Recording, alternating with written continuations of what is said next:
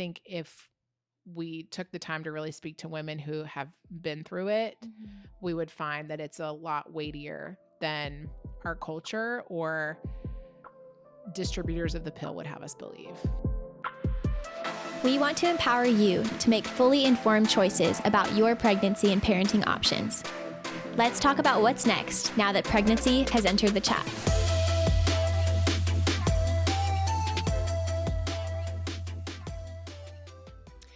Welcome back to Pregnancies Under the Chat. Today we have Lauren on our podcast again, and we're going to be talking about the abortion pill. Lauren, is there anything that you want to say to our listeners before we get started? Just that I hope this will be an informative episode for those who are curious about the abortion pill, what the history of it is, how it works. And I hope that you learn a lot from this episode. Awesome. And for those who don't know, Lauren is a registered nurse, so she is a great source of information on this topic, and I'm excited to get started. The abortion pill is becoming the most common type of abortion procedure. Why is that? Yeah, that's a great question. So the abortion pill, first of all, as you might suspect, is very non-invasive. So it doesn't require surgery. And so for a lot of women, that's attractive for obvious reasons. But the way that it works, it's a 2-part pill. And a lot of women currently are getting it from the abortion clinic. The first pill is usually taken in the office. The second's taken at home.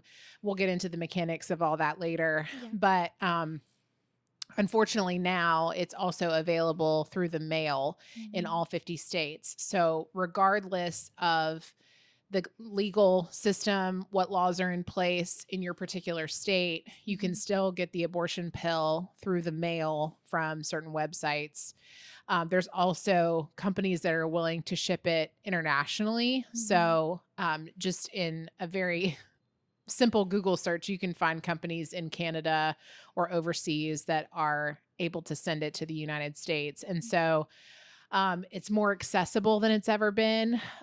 Even as recently as 2023, the FDA decided to remove the law or rule that was in place that provider had to prescribe it first. So you don't need a prescription anymore for it. You can just order it yourself online.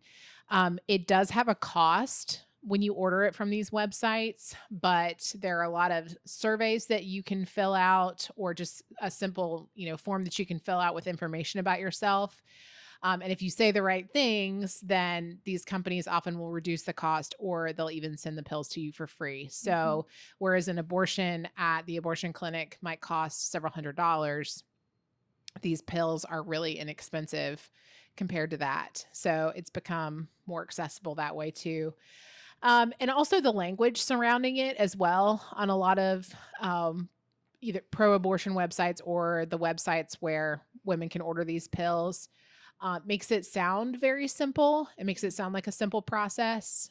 For example, they might use words like bringing your period back, or bringing down menses, or regulating your cycle, things like that. They also will refer to the process as, well, not the process, but what is produced as pregnancy tissue and not necessarily a baby. And so it sort of waters down what's actually happening, and all of that can make it seem less weighty for women. And it can make it seem like, oh, this is not such a big deal. And for that reason, it's become more popular. Yeah. I think those are really important things for just women everywhere to know, of why is this? I think I read 60% of abortions now are through the abortion pill. Correct. Or something along those lines. Yeah. So it's good to know. I think that number's rising, and I think I have not seen any research to this. There may be some out there. My suspicion is that COVID probably increased those numbers as well. Yeah. Just people not being able to go to the doctor as easily, or maybe not the abortion clinic as easily, and things being so much more available through telehealth and the mail. Probably that, I'm sure that contributed to the popularity of the pill as well. Sure. Yeah. Well, I'm excited that we're talking about this, because just having a medical perspective on something that a lot of people are navigating on their own will be super helpful.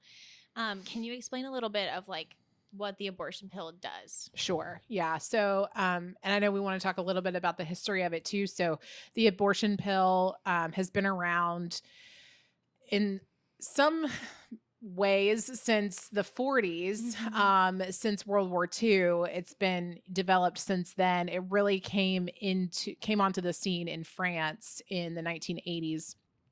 And specifically, I'm talking about mifepristone, misoprostol, and we'll talk about the difference later. Misoprostol has been around for a little while, but mifepristone was developed in France in the 1980s, and it was banned by the United States FDA in like 1988, 1989, but then in 2000, the ban was lifted, and it was able to be sent to the United States. So started in France, gradually made its way over here. But the way that it works, mifepristone is the first pill that's taken.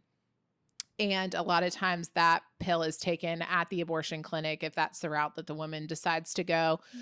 Or if they're received through the mail, that's going to be the first pill that they take. And the mifepristone is designed to cut off the baby's progesterone supply. So in the first trimester, that's primarily what is feeding the baby is the hormone progesterone. That's the reason that a lot of women who may have recurrent miscarriages, they may get their progesterone levels tested. They may get prescribed progesterone pills to try to sustain the pregnancy. It's really what's feeding the pregnancy early on, feeding the baby.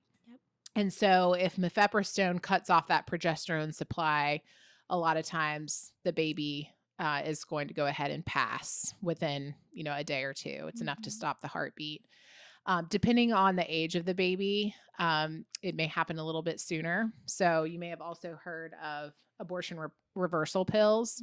Basically, they're just progesterone pills. Yeah. And so if there's already a lot of progesterone in the woman's system, let's say she's got like an 8 or 9 week pregnancy, then the mifepristone may not be quite as effective, or it may take longer to go into effect. And so if she's prescribed progesterone pills to try to restore the pregnancy, it's more likely to work.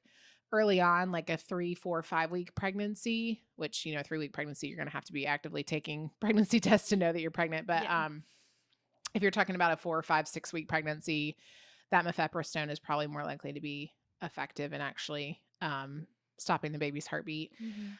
So that's taken first, and that's not going to have any necessarily external side effects. That's not going to start the bleeding or anything like that. It's just going to stop the baby's heartbeat. So usually after that, misoprostol is what is taken. And I should tell you too what the more colloquial names of these are. Mifepristone is also known as RU486.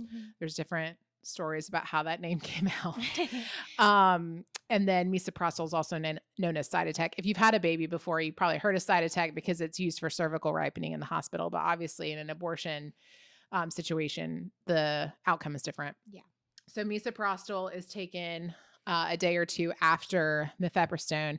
And misoprostol is designed to tear away the lining of the uterus. And, this is what happens during a period. The uterine lining sheds. But in this case, you're pregnant and the baby has already implanted in the uterine lining. So when the uterine lining tears away with misoprostol, it's going to bring the baby with it. And at that point, you're going to see a lot of bleeding. You're going to have a lot of cramping. There are a lot of websites and articles out there that would lead you to believe that it's very much like a period or like a very early miscarriage. I think anecdotally, you'll find if you talk to women who have taken it, that is not always the case. There is a lot more pain, a lot more bleeding that can take place. And usually this particular pill, the misoprostol, is taken at home, not under the direct supervision of a provider. And so it can be scary to see that much blood, especially in a place where you typically feel safe. If you're at home, there may not be a provider nearby. It is recommended that if you are going to take it, that you be in close proximity to a hospital or some sort of emergency care, because if the bleeding were uncontrolled, you would need some life-saving interventions. And so that is what is going to expel the baby out of the uterus is the misoprostol. One thing that a lot of women don't think about before they begin the process is what they're going to do if they see the baby. And there are a lot of websites out there that, send the pills out that would tell you that it's probably just going to be a big clot, or if you see the baby, it's going to be maybe a 1/4 inch to a 1/2 inch large. You may not even notice it. Mm-hmm. Again, they're going to refer to it as pregnancy tissue. Yeah. But it is a baby. Mm-hmm. And if the baby is far enough as, 8 or 9 weeks along, you may see hand buds and foot buds. Mm-hmm. You'll see a head, those sorts of things. And so you have to weigh on your mind, what are you going to do Mm-hmm. with the remains of your child? Or what are your plans? That can be something that women have a really hard time with, and they didn't think about it beforehand. Yeah. So, this is something that unfortunately women who go through miscarriage struggle with without any control over it. Yeah. But it's something that women who are going through abortion have to think about too. So, over the years, there's been a lot of controversy back and forth over the availability of these pills. There have been some nicknames given to them. For example, the Vatican has nicknamed mifepristone specifically as the pill of Cain because it kills its brothers. Cain killed Abel in the Bible. Yes. You get it. Yeah. Anyway, obviously there's a lot of controversy specifically around mifepristone because it's the more recently developed one. There's also some literature out there that suggests that abortion can be completed just with misoprostol, but I don't think it's as effective. It's somewhere around like a 92% effective efficacy rate, whereas the two of them together is more like 98 or 99, as long as there's not intervention with progesterone pills or something like that. Yeah. So that's all really good to know. I think you touched on some important things that people don't always think about before seeking out these pills. And we're on social media, our organization's on social media, and personally, we're both on social media. And I've seen these stories that you're talking about of people saying, everyone sees, humanity's experiences with taking these pills is like across the spectrum, but you'll see some people who don't have a ton of issues with it, and then also those people who have really strong physical or emotional challenges following the abortion pill. So I'm glad that you touched on all of that. You touched on a little bit like those difficult experiences people can have, like the extreme cramping or seeing the baby. What have you heard from women who have taken the abortion pill? Yeah, there's of course a wide spectrum of reactions to it. I think those experiences are probably framed by how early the pregnancy was. And also of course just the situation that the woman is in at the time. If the pregnancy is very early and there's not as much bleeding or cramping, and they may or may not see the baby when it passes, then they may have an experience that's not quite as traumatic as a woman who's more like 8, 9, or 10 weeks along, where they're having more bleeding, more cramping, and they are likely to see the baby when the baby passes. Just anecdotally from our TikTok page. So we have done short videos on the abortion pill before. We've gotten some comments from women who have been through this process. And so one woman said, "I wish more people knew. I had no idea what to expect at all. Being in the bathroom all alone for hours and days, being in pain it was physically unbearable." And someone else said, "To say it's a heavy period is an extreme understatement." I would agree with that. Yeah. It's really not. I think there's other literature out there that says that it's very much like a miscarriage. And while that may be true as far as how much blood or cramping that you're seeing, the emotional weight of it, I think, is very different. Obviously, a miscarriage is unintended. A lot of times the pregnancy is desired. And so even though it's heavy and it is really, really sad, the woman's out of, not in control of the situation. And so knowing that it was intended can bring about a different set of emotions. And another woman said it was genuinely the most traumatic, scary, and stressful experience of her life, and that she was traumatized and depressed afterwards. I have seen statistics that upwards of about 80% of women who go through an abortion, whether it's with the pill or surgical, deal with some sort of mental health issue, either immediately or later down the road. So even though sometimes there may be an immediate sense of relief, I think that the regret often follows years down the road, or especially when they get to a point where they are ready for parenthood and they feel financially stable, they may think, well, I wonder who that child would have been. So there can be a lot of emotions to deal with as well.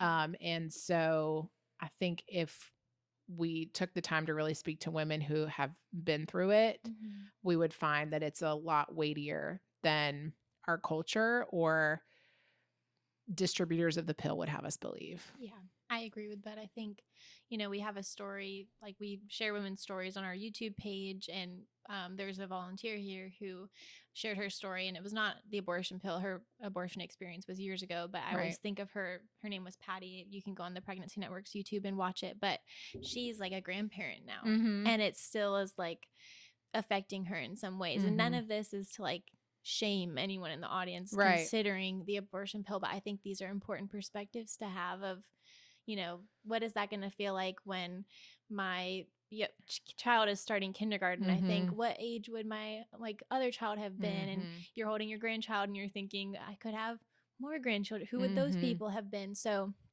it's I mean, I know that nobody wants an abortion. Nobody starts out and, you know, it's like, it's not a goal. Yes, like I'm going to get pregnant and I'm going to have an abortion. So if you're listening, like, don't think that this is us being like, you know, shame on you. But it is important to like share these things because you have multiple areas of your life where you hear from women who have had these experiences. So yeah, we always, especially at the Pregnancy Network, offer all of this information without judgment. We tell women ultimately it is your choice. It's something that you and God need to talk about. And if it is the choice that you decide to have an abortion, we will be here for you on the other side to offer recovery services. Of course, we want to give you every resource available so that you don't feel backed into that corner. You don't feel like that's your only option. Because we don't believe it's the healthiest one. It's obviously not the healthiest one for your baby, but yeah, we offer all of this without judgment, and simply to offer facts and just the lived experiences of women who have been through it. Yeah. And we did touch on this a little bit of what someone should expect if they are going to take the pill, but did you have anything to add to that? Yeah, I mean, you definitely want to have a support system in place. You need to make sure that this is really the choice that you want to make. It's going to be painful. It's going to be uncomfortable. You're going to need pain medication, a heating pad. You need to make sure, like I said, that you're in nearby emergency medical services or that you know how to get in contact with them. That's easy to say here in the United States, but in other countries, not necessarily. I would recommend that somebody else knows that you're doing this, just to check in on you. All of those things, just to make sure that you are as protected as you can be. Most websites would tell you that this is a safe procedure. And while most of the time it would be considered, I don't even want to use the word safe because it results in the termination of a baby. The mom lives through it most of the time. Anything that causes a lot of bleeding and cramping is going to open up the doors to infection. It's going to open up the doors for a hemorrhage, that sort of thing. So it can be dangerous. Yeah. And just to give that information to people listening, what are some of those warning signs of this is taking a turn I didn't expect, I need to seek those emergency services? I think if the pain is really uncontrolled and you find yourself unable to deal with that, you probably should seek medical attention. If you find that the bleeding is so intense that you're starting to pass out, losing consciousness, all that sort of thing, then you need to be seen quickly. And that would be the other reason I would recommend somebody knowing that you're going through this process or being physically with you during it, so that you're not just relying on yourself to be able to make a phone call, because you may or may not be able to. So yeah, those would be my recommendations. Okay, awesome. And just to go over, we've talked a lot about the abortion pill, but what are those other types of abortion procedures and how do they work? Yeah. So in the United States, the other option besides the pill is a surgical abortion. And most of the time, the surgical abortion is going to take place if the pregnancy is over 10 weeks. There is some research out there to support the fact that the pill could be taken past 10 weeks and be effective, but I think it's typically less effective and not necessarily recommended because of the baby size at that point. So what's involved in a surgical abortion is you will have to go to the abortion clinic. You will be on a sort of surgical table, but you will be awake for the entire procedure. They do provide some local anesthetic to your cervix so that you don't feel everything that's going on, but you will feel pressure. And you will certainly hear everything that's going on too. Yeah. So the first thing that they're going to do after dilating your cervix a little bit and providing some local anesthesia is they are going to stop the baby's heartbeat. I think most places use an injection of potassium. There may be something different that some places use, but an injection of potassium is usually enough to stop a baby's heartbeat. It's the same thing that we use for inmates that are on death row, stops the heartbeat. And after that, because of the baby's size, the baby's arms and legs typically have to be torn off the baby's body using forceps. And then in some cases, the baby's head is crushed in order to get all of the parts out, and a vacuum is used. In North Carolina, it is the law that a woman has to have access to a video beforehand of whichever procedure she's going to receive. So there are videos out there on these procedures. I would warn that they are graphic. Make sure that you're in the right place to watch them physically and mentally. But it's a good thing that women are able to make that informed decision with those videos available so that they know what they're getting into. With a surgical abortion, the risk of infection is there because surgical instruments are being placed inside your uterus. And so there's obviously a risk of infection because of bacteria that may be introduced. There's also a risk of infection with the surgical and with the pill abortion because parts of the baby may be left behind, or any uterine tissue may be left behind as well, that could cause an infection. So it's really important that a woman gets post-abortion care. If that's the route that she goes, she needs to see an OBGYN, have an ultrasound, make sure that there's nothing left behind, and also monitor for symptoms of infection afterwards, just like you would if you were sick. So a fever, nausea, those sorts of things can indicate that something is wrong. I'm glad that people have that access to the information in our state. And I think generally, anytime you're going in for a procedure, you want your doctor to explain exactly what's going to happen. Right. And so it's just best practice medically, I believe, is just informing people of what they're about to experience. But that is really difficult. Yeah. I mean, like we talked about, nobody ever sets out wanting this, and hearing that that is going to be what happens to the baby that you're carrying is really difficult. Right. So. Yeah.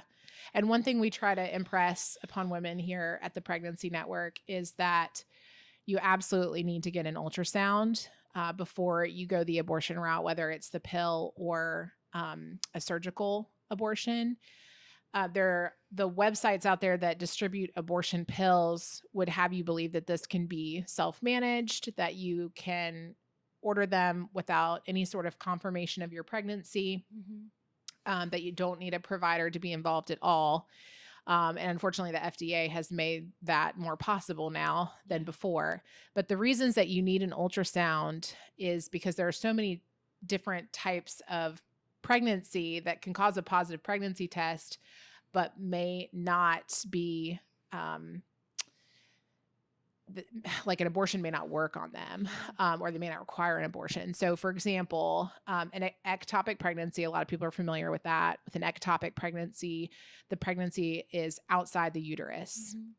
In most cases, that means it's in the fallopian tubes, but technically it could be anywhere in the body, abdominal, something like that. So, but if the baby is implanted in the fallopian tubes, the mifepristone and the misoprostol are only designed to terminate a pregnancy that's in the uterus, because the misoprostol is going to tear away the uterine lining. It's not going to tear away something that's in the fallopian tubes. And so in that case, the abortion pill is not going to be effective. But beyond that, if a woman takes the abortion pills and she has an ectopic pregnancy, she's thinking that her pregnancy's been terminated. It's still going to cause bleeding, right? Basically, it's going to shed the uterine lining, whether there's a baby implanted in it or not. So she's going to think that the baby has passed. The baby's still in her fallopian tube. And if that pregnancy is to grow large enough, it will cause the fallopian tube to rupture, and she can bleed out internally, which can kill her pretty quickly. And so, an ectopic pregnancy is not a viable pregnancy. It needs to be tended to emergently at the hospital. And there's surgery available. There's methotrexate. There's different ways of removing an ectopic pregnancy. But it's not a viable pregnancy. It's not considered abortion in the way that we use it colloquially in our culture. Medically, they will call it an abortion. But the medical community has different words that we don't use colloquially.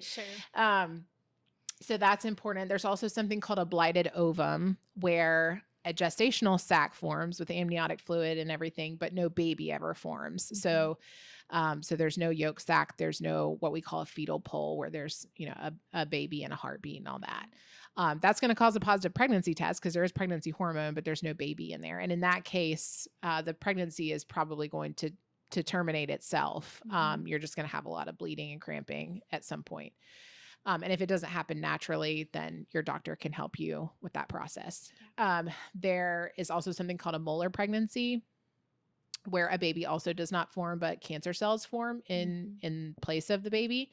And so that's obviously a very serious type of pregnancy.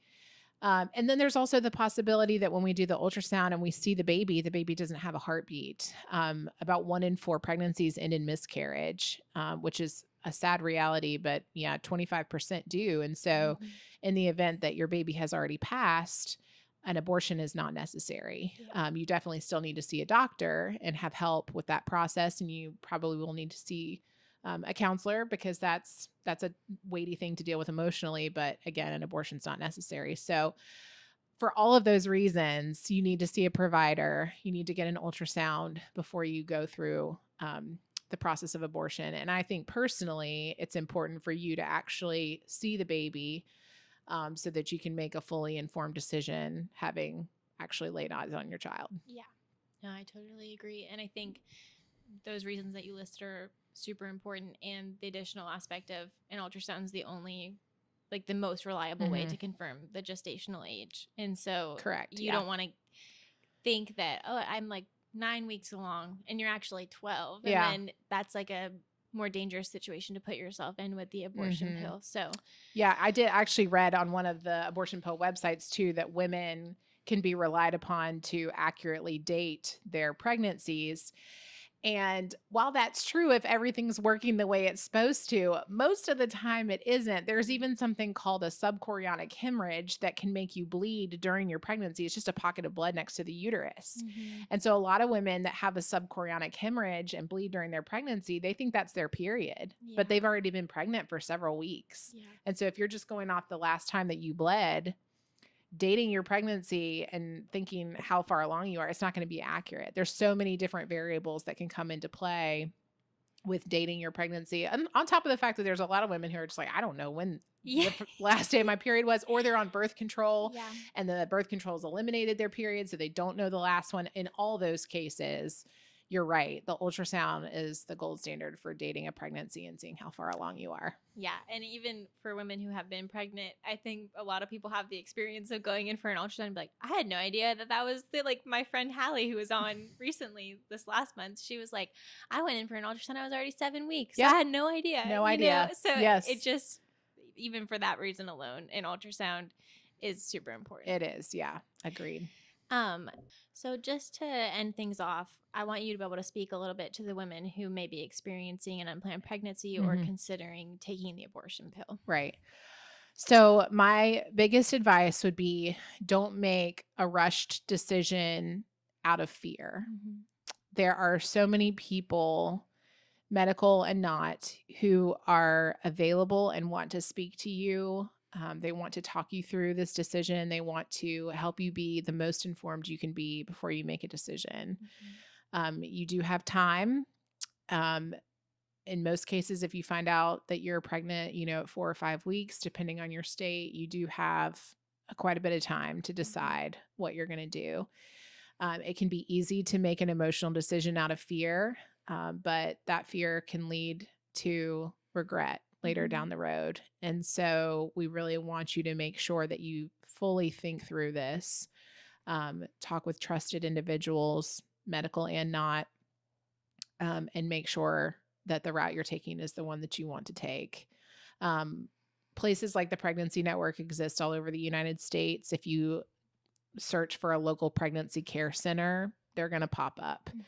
And whether they offer medical services or not depends on the center, but all of them are able to talk you through your options, and what may be available to you in the community to support you if you do decide to carry your pregnancy to term. So just take a breath, reach out to a trusted friend, reach out to your local pregnancy care center, reach out to a provider if you have an established rapport with that provider. Just talk to somebody, and don't feel like you have to do anything immediately. Awesome. Well, I think that's great advice. Lauren, thanks for joining us Of today. course.